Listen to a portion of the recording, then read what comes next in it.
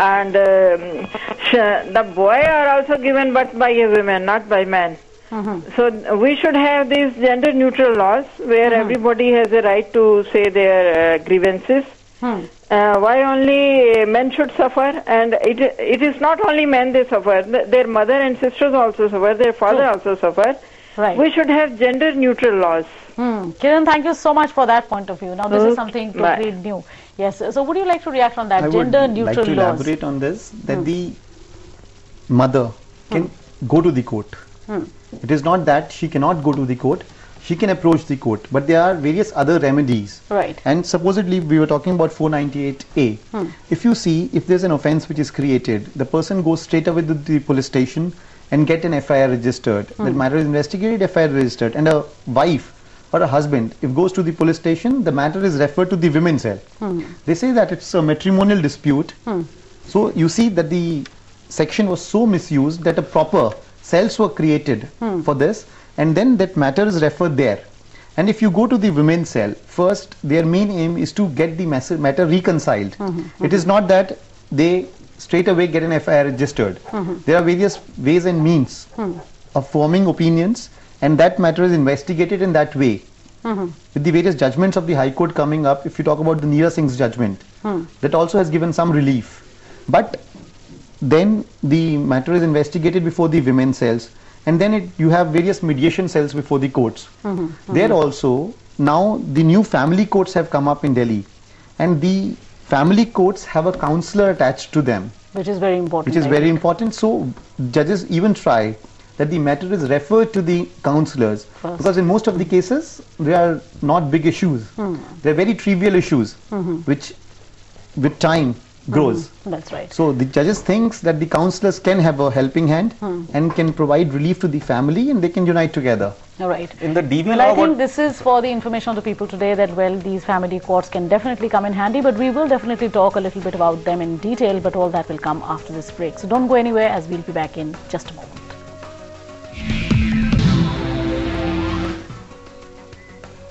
Welcome back. This is Gender Discourse, and today we are asking whether do we need men's liberation movement now?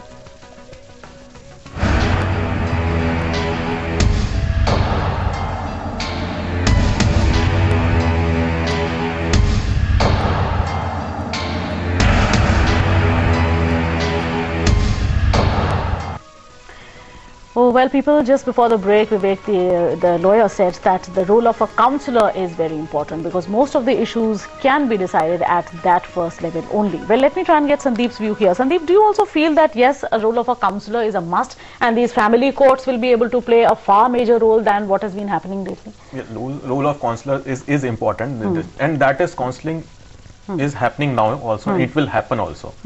But if you give all powers to one person, that person will not listen to the counsellor, even counsellor also. If the woman says there is no law that can harm me, so then why would she listen to anybody for that matter? The lady just called us for some time, and then it is not just a mother-in-law. In the domestic violence law, why cannot mother-in-law complain against the daughter-in-law? The law is made such that practically daughter-in-law implicates mother-in-law in domestic violence, but mother-in-law cannot implicate daughter-in-law in domestic violence. So if you have laws only where the daughter-in-law can implicate and not the mother-in-law or sister-in-law can implicate, then why would they listen to the counsellor also? Okay, it will help to some extent, but why? Well, I think they have all the powers. Why point for thought. Well, I'll ask the lawyer a little later, but right now we have with us Vinita from Ghaziabad. So, Vinita, welcome to the show, and very quickly, what's on your mind? What's on my mind? Just to congratulate your channel for taking this up.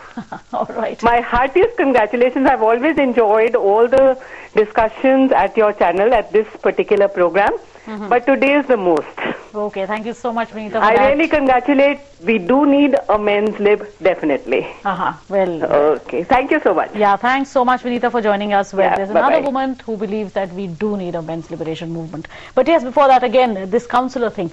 So, do you agree with him that if there is a woman who knows that the law is in her favor, she will not even listen to the counsellor? Do you agree with that? See, that's the job of a counsellor. True. To make her convince that what is right and what is wrong. Because as you said, certain issues are just trivial, you know. Trivial issues can be got over by the counsellors. Now the person who's convincing somebody should have some skills to tell her if somebody is under a dilemma that, okay, I will only win, the law is in my favor, So that's the job of a counselor to tell her. True. That's not right.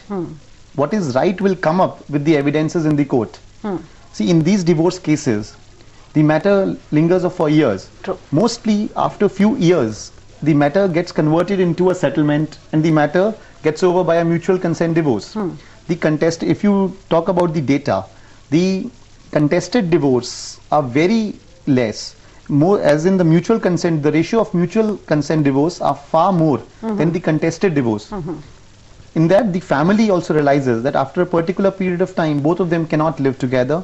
And see, once they separate themselves, then certain things come up. They are arguing against each other, they are fighting cases against each other. Right. Certain issues which were never relevant when they were living together with each other also come up. And then it becomes really difficult for both of them to live together. And then the family tries that we can remarry them again, the girl, because they are at an earlier age, and the boy also. So family tries to get the matter finished and the conversion into a mutual consent divorce. All right. Well, now it is my turn to bring a sociologist to the discussion. This is Dr. Rajya Lakshmi from Delhi University. So, Dr. Rajya Lakshmi, welcome to Gender Discourse. Oh, well, we seem to have lost her for once. Well, let's see if we can get her again. But before that, yes. So, as you said that these, if it goes in the manner in which you are saying, and if they are separated, then things become even more uglier. That's what obviously, yes. Supposedly, you see a boy and a girl are living separately for a year. Fine, they will have certain things which they were not able to share with their partners.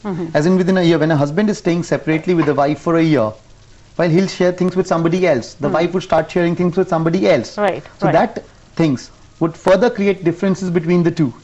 And the people who are in middle would obviously not be able to listen both of them together. Yes, so things will become difficult. So which means that these judgments must come in faster. Yes, Sandeep, so don't you think that it is time for everybody to work towards that one cause, that at least all these issues, the divorce matters in the court, should be settled promptly? Presently, divorce is, you have to prove consistent cruelty. Unless you change the law, the learned lawyers said the people contested divorce are less. They are less because a man and a woman knows if he or she files a divorce, they will not get it. Even if a woman files a divorce in court, she will not get it. She will be fighting for 10-15 years, and even after that, the court will say sufficient ground as laid down in the laws are not, because the courts are basically to implement the law. Right. And the law is such that the law is asking the courts, these conditions should be met before you grant the divorce, and those conditions is very difficult to meet. So that is why the law present in Rajya Sabha should be passed. And there is another gentleman who said it will have effect on child. So let me tell you, more than 1/3 children in America today are living in fatherless society, and their stats, as told by Obama, pardon me if I have 1-2% I am wrong, but if I remember, they are like 20 times more likely to run school dropouts. They are 8 times more likely to become rapists. So fatherless child, nobody wants it. But at the same time, what we are saying is, if you don't give divorce, then it is worse. Why? Because if you don't give divorce, they will live separate, like what's happening is nowadays in cities. That's right. They basically they are living separate.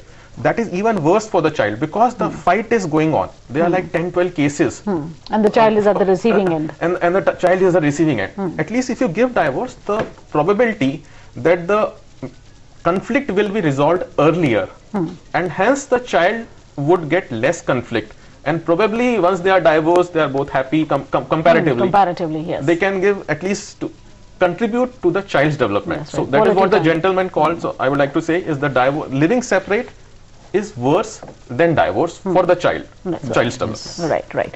So, Vivek, finally, if there are people watching today, especially men, and especially the ones who are marginalized and who are facing cruelty at their end, as a lawyer, what would be your advice to them? My first advice would be, if there is no child from the said wedding, then if you cannot stay together, you should calmly part ways. But if you have a child, both of them, not for the men I am advising, but for the women also. If you have a child, you should live with that child, and then you should see, and initially, supposedly a child is born after 3 years of wedding, then what happens is the child suffers, as my learned friend said. So they should live together for the welfare of the child, which the courts also say.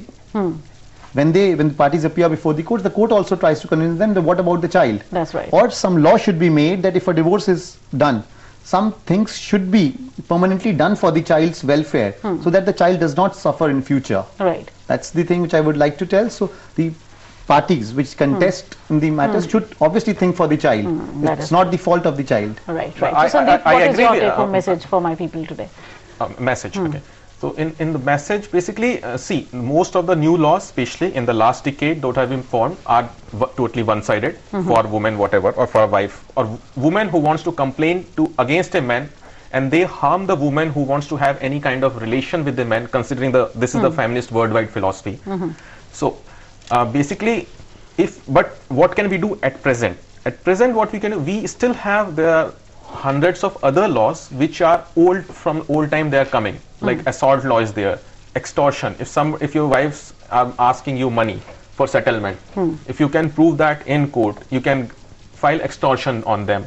So there are some laws like this. So whatever difficulties you are facing from your wife or their relatives, think on the terms that are they violating some laws, and then try to use those old laws which are gender neutral laws.